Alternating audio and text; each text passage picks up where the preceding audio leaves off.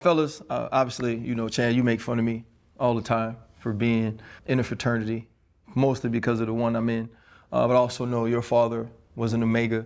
At Southern University, probably 15, 20 minutes from my house, Caleb Wilson passed, and he said he was being hazed, or it was a fraternity ritual. There's so many other things that go on with the legal and criminal part of that process, but he was laid to rest this weekend. There was a memorial at Southern, then also in Kenner at his church. And just another sad situation of a young man losing his life. Now 3 other people who are also involved in that, young black men, will lose parts of their lives as well, man. Chan, it just don't seem like fraternities should be that damn important to where folks losing their lives over. Y'all know how I feel.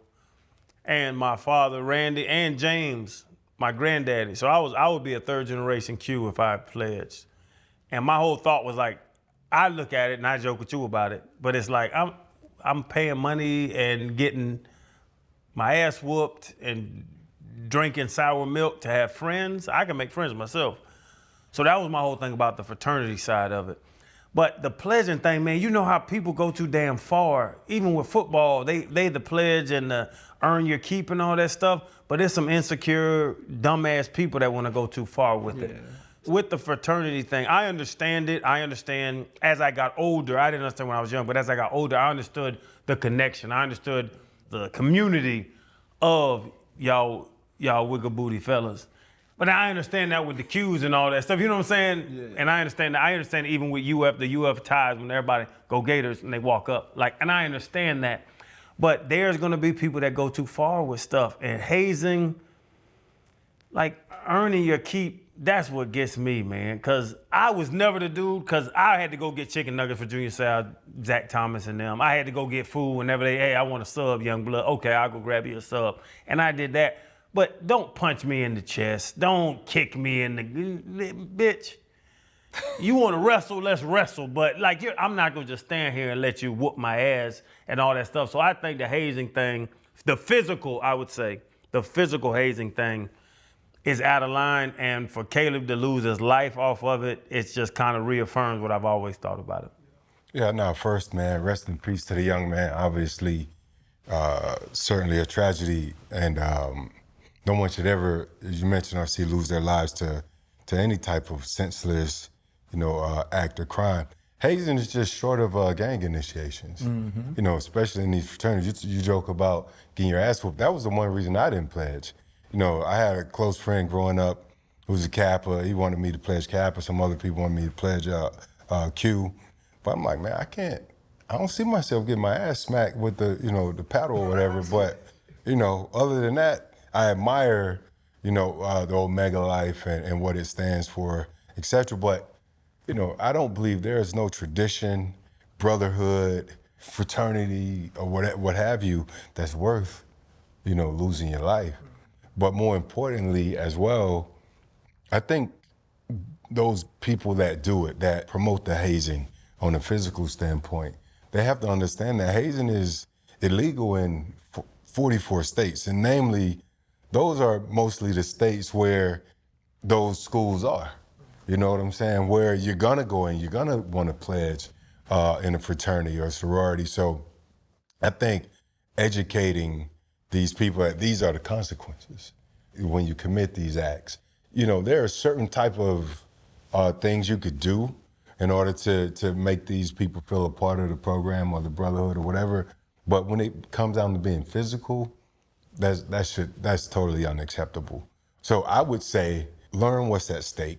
If you are gonna be in a fraternity and you're gonna put these guys through this, earn your way of passage into this fraternity or this brotherhood or this club, learn what's at stake. Because if you do the wrong things, such as what happened here, then obviously you're gonna have to pay the consequence. And I think even in Louisiana, RC, freshman at LSU, Max Grover, he was hazed, passed away, had made excessive drinking and all that stuff. They created the Max Grover Act, which ultimately says, look, you can go to jail for this up to 5 years. And again, a lot of people don't know these things. So unfortunate of the situation. I pray his family can get through this. Yeah, it's not worth it at the end of the day. First, condolences to Caleb Wilson's family. You know, I've already reached out to someone at Southern to try to get in contact with them and in some way try to move this tragedy forward in a positive way for the community, for Southern University, for the band, for the Divine Nine as a whole. The Divine Nine, right, was started in the early 20th century to uplift and educate Black communities, right? It wasn't meant to be this thing where you had to walk around like those colors meant you were in the game. We ain't Crippin', right? This ain't Bloods, right? It shouldn't be necessarily this physical initiation to it.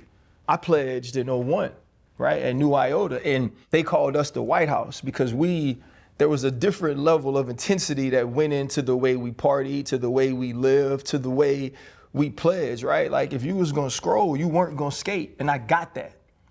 Of my line, bro, I was probably the person that needed or even wanted to be a Noop the least.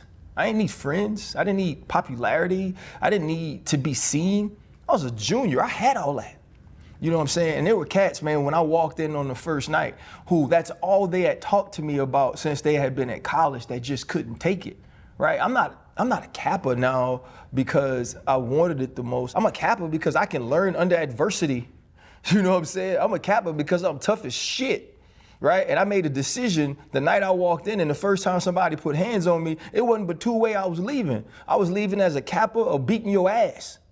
That's not what it's supposed to be, right? We're not trying to show people that we could be the toughest humans in the world. We're trying to be the smartest. We're trying to be the closest. We're trying to be the ones that sow back into the community, because that's the reason the Divine Nine was created, because we couldn't be a part of these other Greek fraternities, because those fraternities and sororities were white. So we had to build our own thing to uplift each other. But that's not what brotherhood is, bro. I remember when I got off of the wall, right? I damn near ain't won't mess with none of them.